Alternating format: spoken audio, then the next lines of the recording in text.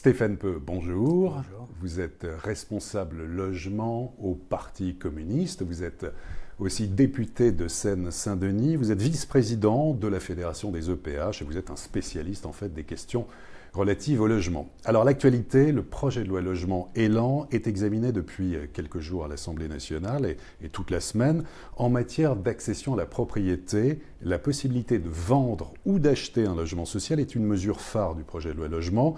Faciliter la vente de logements sociaux aux locataires occupants qui seront prioritaires, est-ce que ça va dans le bon sens ?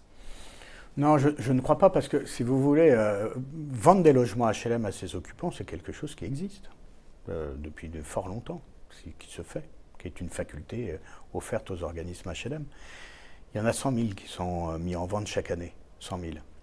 8 000 sont vendus, et sur ces 8 000 vendus, 3 000 à leurs locataires. D'accord, et là le gouvernement voudrait passer à 40 000, de passer de 8 000 à 40 000. Oui, mais les chiffres actuels disent quelque chose de la réalité de la vente HLM. Et les 3 000 qui sont vendus à des locataires, pour l'essentiel, ce sont des maisons individuelles. Mais dans l'habitat collectif, ça ne fonctionne pas. En fait, Donc vous dites que ça ne va pas marcher, vous ? Non, sur le principe. Moi, ce qui me pose problème, c'est que ce qui était une faculté offerte aux organismes HLM est érigé en système.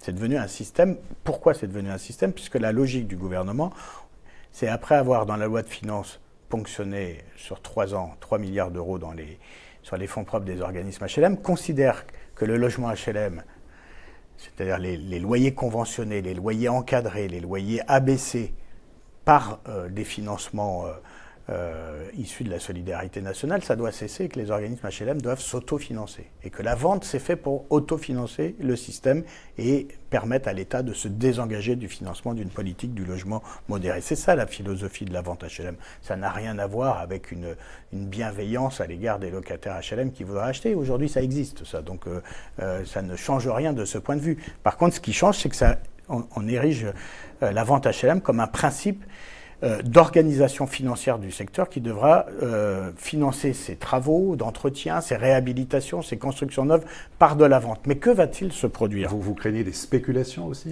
Je crains surtout l'accroissement du ghetto et du séparatisme social et territorial. Parce que, je l'ai dit au ministre, d'ores et déjà, la plupart des organismes HLM ont déjà délibéré sur les ventes. Où vont-ils vendre ? Là où ça va rapporter le plus, puisque la logique est financière. Où ça va rapporter le plus ? Dans les villes qui ont de l'attractivité, dans les villes et la plupart d'entre elles, dans les villes qui n'ont pas les 25% de logements HLM. J'ai pris l'exemple, parce que j'ai été faire un débat l'autre jour, du territoire de Vincennes, Saint-Mandé, Fontenay-sous-Bois. C'est pas à Fontenay-sous-Bois qu'ils vont vendre des HLM, c'est plutôt à Vincennes et à Saint-Mandé. Et les maires ne pourront même pas donner leur avis. Parce que normalement, les maires vont être consultés pour éviter toutes les dérives. Il y aura un droit de regard. Ils seront consultés pour avis. Ouais. Alors qu'aujourd'hui, ils sont consultés et peuvent dire oui ou non. Demain, ils ne pourront pas dire oui ou non. Ils pourront donner un avis, positif ou négatif, mais l'organisme HLM pourra ne pas s'y tenir. Donc pour vous, il y a des dérives possibles et ça ne va pas marcher. Oui, enfin d'abord, je pense que ce n'est pas bien de rompre le système de financement du logement social en demandant aux organismes HLM de se financer eux-mêmes. 2, on va vendre des HLM là où il n'y en a pas assez et là où les villes sont attractives. Et puis là où il y a déjà beaucoup de logements HLM dans les grandes cités, dans les quartiers populaires, on vendra parce que la loi ouvre la possibilité de vendre en bloc à des sociétés de défaisance. Or, que va-t-il se passer ? C'est qu'on va vendre en bloc des immeubles qui sont gérés par des sociétés de défaisance nationale et qui vont les porter et les vendre au fur et à mesure. Ce sera une vente à la découpe. Les logements seront vendus au fur et à mesure que les logements se libéreront. Donc on va en faire un outil quand même de spéculation parce qu'on va les vendre à des prix de logements libres qui seront forcément plus élevés qu'en étant occupés. Il va être en dessous des loyers de marché. Ouais. Et puis, dans les quartiers populaires, on va fabriquer des copropriétés dégradées parce que le monde étant ainsi fait, que dans les quartiers, genre ce qui se passe à Clichy-sous-Bois ou à Grigny-la-Grande-Borne, mais on pourra prendre à Sarcelles ou à Saint-Denis, on va vendre en bloc des immeubles à des sociétés de défaisance qui ensuite vendront à la découpe ces appartements. Qui va s'engouffrer dans la brèche, ce sont ceux qui déjà sévissent dans un certain nombre d'immeubles, qui vont les acheter relativement pas cher, les découper, les vendre, les louer par chambre ou par pièce, et on va refabriquer des copropriétés dégradées. Donc entre les villes qui n'ont pas... Moi j'ai essayé, avec le soutien des Républicains, c'est-à-dire que dans l'hémicycle, tous ceux qui sont un peu attachés à la République sociale, de droite et de gauche, on a soutenu des amendements pour dire, mais franchement, dans les villes qui n'ont pas les 25%, ou dans les villes pour la loi SRU. Pour la loi SRU, dans les villes qui sont carencées, c'est-à-dire qui non seulement les ont pas, mais sont considérées comme des villes qui ne font pas les efforts pour y parvenir, vous autorisez la vente des logements HLM. Au moins empêchez-les dans ces villes-là, au moins de façon à ne pas accentuer l'apartheid social. Depuis 20 ans, depuis Jean-Pierre Chevènement, qui est le premier à avoir parlé d'apartheid social en Île-de-France, ça a été repris ensuite par Manuel Valls, le fossé ne cesse de se creuser. Et cette loi va le creuser davantage. Bon.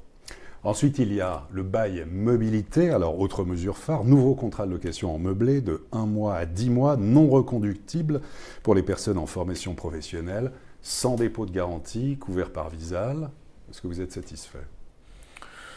Moi, si vous voulez, je me méfie toujours un peu des jolis mots qui ne disent pas forcément la chose. Sur ce bail mobilité, alors. Et moi, qu'est-ce qui vous inquiète ? J'ai bien regardé le dispositif de la loi et je considère que c'est plutôt un bail précarité. Pourquoi ? Parce que, bien évidemment, il faut répondre aux besoins de mobilité. C'est évident. Mais tel que la loi le prévoit, ça va être une opportunité offerte à des propriétaires de louer sur des durées courtes, à des prix relativement élevés, parce qu'il n'y a pas de loyer encadré, des biens en échappant à la contrainte du bail 369, du bail classique dans le secteur. Là aussi, c'est-à-dire que vous craignez une dérive. Bien sûr, oui. Bien sûr, d'autant que j'ai essayé de proposer hier qu'un logement, parce que si c'est pour... Il peut y avoir des propriétaires de bonne foi aussi, il y en a beaucoup. Ah mais bien sûr, heureusement, il y a beaucoup de propriétaires de bonne foi, mais le problème c'est que quand vous êtes un propriétaire de bonne foi et que vous pouvez gagner 100 au lieu de 50, vous pouvez être de bonne foi, vous avez plutôt essayé de gagner 100 que 50. Enfin, c'est pas de la mauvaise foi, ça, c'est un peu, entre guillemets, dans la nature des choses. Donc, moi j'ai essayé de dire, si c'est pour mettre sur le marché des logements qui aujourd'hui ne sont pas loués pour X ou Y raison, c'est une bonne chose. C'est un des objectifs, de remettre des logements vacants sur le marché. Ça, c'est une bonne chose. Mais faisons-le, mais faisons en sorte que les logements qui sont aujourd'hui sous bail classique ne puissent pas être amenés vers le bail mobilité. Et ainsi, on va perdre du logement loué de manière classique et pérenne à des personnes pour en faire un bail mobilité. Donc finalement, on va avoir moins de logements sur le marché de la location, plus de logements sur le bail mobilité, et pour les locataires, quand même, une précarité accrue, parce que c'est pas pareil de signer un bail de 369 que de signer tous les 10 mois un bail mobilité dans des logements différents. Il est non reconductible. D'une façon générale, Stéphane Peu, le logement est cher en France. Comment produire du logement abordable ? Alors, moi, c'est un vaste sujet, mais d'abord, il y a un sujet qui n'est pas du tout traité dans la loi, c'est le foncier. Tous les professionnels du logement, quelles que soient leurs options idéologiques, j'ai envie de dire, s'accordent pour dire que le sujet, c'est le sujet du foncier, de la maîtrise foncière, terrain constructible, des terrains constructibles, de la maîtrise des coûts, etc. etc. Pour l'instant, là-dessus, ni la loi de finances, ni cette loi-là ne traitent de la question du foncier qui est la matière première du logement. Et donc, comme dans beaucoup de choses, si on ne traite pas la quantité de matière première et son coût... Tout part de là pour vous, alors. C'est le foncier. C'est la base, c'est l'origine. Donc là, grand angle mort. Pourtant, on nous dit libérer des terrains de plus en plus, les inciter les propriétaires... Oui, mais dans ce domaine... Dans ce domaine, on n'est pas dans l'imprécation. Il faut des choses concrètes, tangibles, des mesures fiscales. Donc, selon vous, il n'y a rien ou ça ne va pas assez loin ? Ah non, il n'y a rien. Il y a 66 articles dans la loi Elan, il n'y en a pas un qui traite de la question du foncier. Aucun. Pas un article. Donc ça, c'est une grande impasse qui, à mon avis, est l'obstacle majeur à la production de logements en plus grand nombre. La deuxième chose, c'est qu'il faut revoir la mécanique des aides. Moi, je crois beaucoup à l'accession à la propriété. Je n'ai pas de problème idéologique, j'ai créé dans mon territoire une coopérative d'accession à la propriété, mais je pense qu'il vaut mieux aider les gens qui ne sont pas propriétaires à le devenir que de consacrer beaucoup d'argent à aider ceux qui sont déjà propriétaires à devenir multipropriétaires. Alors, dans la loi de finances, on a supprimé plein de mécanismes d'aide à l'accession pour ceux qui ne le sont pas, prêt à taux zéro, qui a été réduit, B2 et C. L'APL accession, enfin je ne vais pas rentrer trop dans les détails, mais enfin il y a toute une série de mécanismes pour solvabiliser des ménages qui ne sont pas propriétaires qui ont été supprimés ou réduits dans leur périmètre. Par contre, on a laissé les dispositifs de défiscalisation à l'œuvre, alors qu'on vient même d'avoir un arrêté de la Cour des comptes.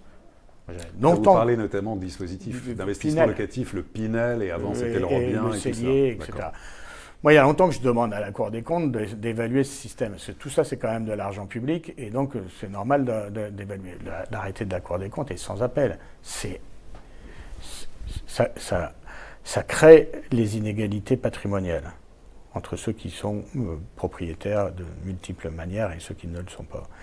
C'est spéculatif sur les prix, à l'achat et à la location. Et ça coûte extrêmement cher pour une production de logements qui est minime. Mais donc, on peut vous rétorquer aussi qu'en contrepartie, un investisseur privé permet de construire des logements, donc du coup c'est bon pour le bâtiment, donc c'est bon aussi pour l'emploi. Oui, mais moi je vous rétorquerais que si on concentrait les aides sur ceux qui ne sont pas propriétaires pour le devenir, ce serait beaucoup plus vertueux. Ça aura autant, si ce n'est plus, d'effet sur la production et la construction de logements. Et je rappelle quand même que la poutre maîtresse de cette loi, c'est le logement HLM. L'analyse du gouvernement, c'est de dire l'économie mixte de la France, les deux jambes sur lesquelles elle fonctionne, une jambe publique, une jambe privée. Ça ne fonctionne pas. Donc, il faut supprimer la jambe publique, il faut libérer le marché, il faut lui donner les clés de la réponse à la crise du logement. Partout où ça s'est fait, c'est un échec. Partout. En conclusion, Stéphane Peu, le logement, un droit ou un bien d'usage ? Alors, l'exposé des motifs, j'ai démarré mon intervention générale mercredi par ça. Jamais dans une loi, quel que soit le gouvernement, qui traite de la question du logement, on traite le logement uniquement comme un bien marchand, un bien d'usage, d'autres qualificatifs de ce type. Jamais comme un droit. Alors que dans France, le logement est un droit à valeur constitutionnelle. Et je rappelle, ça, donc c'est un recul sémantique, mais c'est un recul philosophique sur la façon de concevoir le logement dans notre pays, une valeur marchande, pas un droit. Et je finirai juste en disant, depuis 18 ans que la loi Solidarité et Renouvellement Urbain existe, votée à l'unanimité de l'Assemblée nationale. Jamais aucun gouvernement ne l'a remise en cause, jamais. Ça a été tenté en 2005. L'abbé Pierre était venu dans les tribunes de l'Assemblée et avait fait peser de sa présence et de sa conscience les débats de l'Assemblée, si bien que le président Chirac, à l'époque, avait dit à sa majorité « vous ne touchez pas à la loi SRU ». Eh bien, il y aura un gouvernement qui l'aura fait. C'est le gouvernement d'Emmanuel Macron qui, le premier, aura attenté à la loi SRU en permettant notamment de vendre des logements HLM dans les villes qui n'en ont pas ou qui en ont peu. Stéphane Peu, merci beaucoup. Merci à vous. Et à très bientôt pour une prochaine édition du Club Imo.